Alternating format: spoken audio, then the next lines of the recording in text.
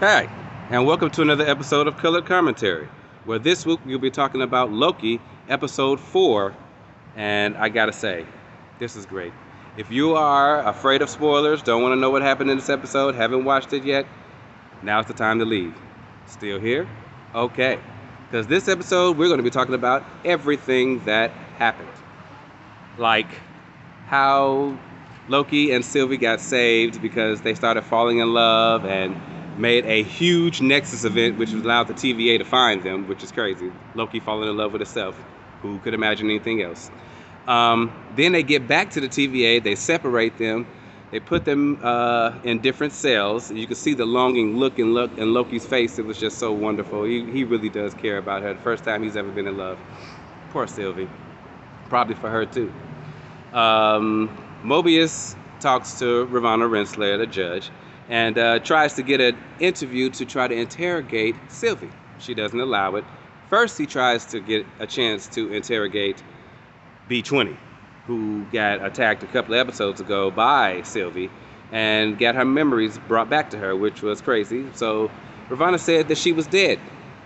Big surprise there that she wanted to lie about it. I mean, come on. So that didn't do anything but make Mobius more curious and want to really talk to her. In the end, he ended up trading Tempass with Ravonna when she wasn't looking in order to see a video that stated by B20 that she remembered her memories, she wants to go back, and that everybody in the TVA is a time variant. So, of course, Ravonna wants to cover that up. Big surprise. Then we get B15. B15, if we recall, back in episode 2, she also was taken over by the Enchantress, Sylvie, whatever you want to call her. And she has some memories that she didn't want to really believe was real either. So she's been kind of, she's a little strange and feeling funny about that. So she went to go talk to Sylvie herself. She made the guards think that she was going in there to take her out, to erase her, prune her, if you will.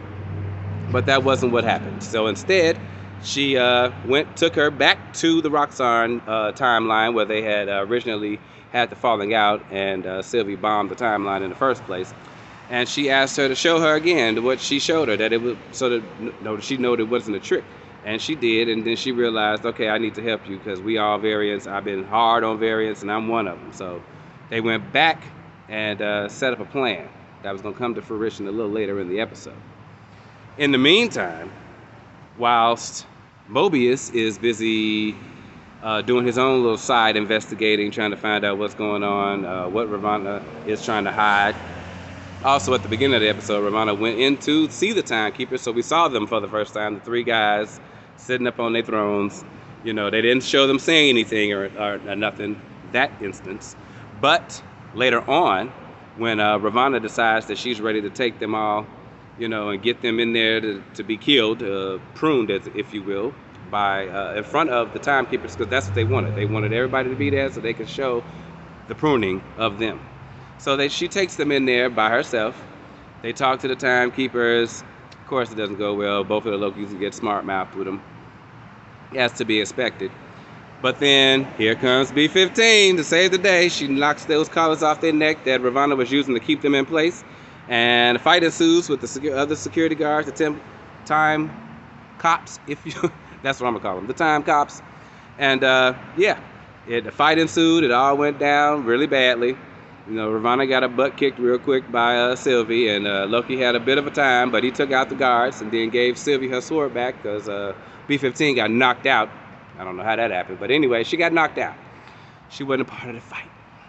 So he gives her sword back. Sylvie throws it because, of course, the timekeepers are like, hey, hold on, maybe we can make a deal. They want to be deal makers, makers and breakers. Are they Trump? I don't think so.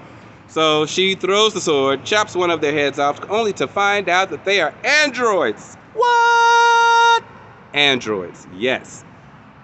Just like in Falcon and Winter Soldier, when Sam said it's either androids, wizards, or aliens. Here we are. His show, it was wizards.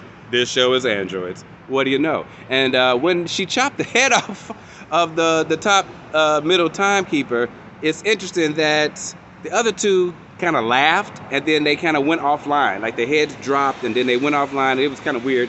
So that means somebody else was back there laughing. Who was controlling those timekeeper android robots? Who was controlling them? Theories are afloat above the internet. I'm leaning towards some that I've heard that it might be Kang the Conqueror, but I doubt that they'll show him in this season, since the movie in which he's actually to appear doesn't come out till next summer. So I'm thinking they're going to hold that reveal of actual Kang the Conqueror for another time, maybe. But in the end, they find out that, yeah, timekeepers aren't even real. Who's controlling them? And before we could even find out that, oh, wait, I almost forgot. Ravonna figured out that Mobius took her thing and that he was still investigating stuff and that he was going to end up working with the Lokis. So she had him pruned. You talking about a what moment in the show? My mouth was on the floor, it rolled outside and went in the sewer, and then it came back and I had a really bad taste in my mouth because I was like, I know they didn't just get rid of Morbius, I'm sorry. Because he's like one of the best things on the show, especially with him and Loki interacting with each other. And I was like, what? He got pruned? Oh my God. And then, towards the end, at the end of this episode, Loki gets pruned. Oh my God, I could not believe it. But fortunately, now we have end credits. And what's in the end credits? Loki waking up to 4 more Lokis. So that means that everybody we saw get pruned went somewhere. They didn't die. Where are they going? What's happening? And why are they going to this place? All questions I need answered, hopefully next week. So not only do we got classic old school Loki, we got a black Loki with a hammer like Thor. We got Kid Loki, and of all things, a freaking crocodile Loki. It is so freaking awesome. I mean, Frog Thor, Crocodile Loki, you can't go wrong with that. I mean, it's just amazing. This show is off the chains, and I love it.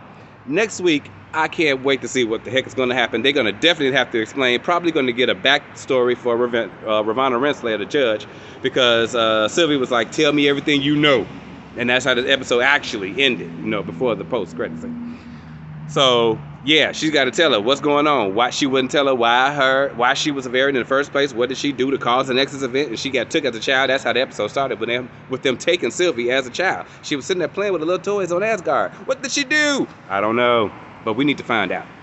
So, I can't wait to see what's going to happen. That's everything that majorly happened in this week's episode. You know, Loki falling in love, the timekeepers being androids, and people getting pruned, not dying. What is going on? Who is controlling all of this? This mystery just keeps getting bigger and bigger with every episode in which they answer another question. This is insane. I love it. Can't wait to see you guys next week for episode 5. We only have 2 more episodes to go of this great, fantastic Marvel show. I can't wait to see what else is going to happen. Please come back with me next week. This is so exciting. Episode 5 next week, you guys. Can't wait to see you there.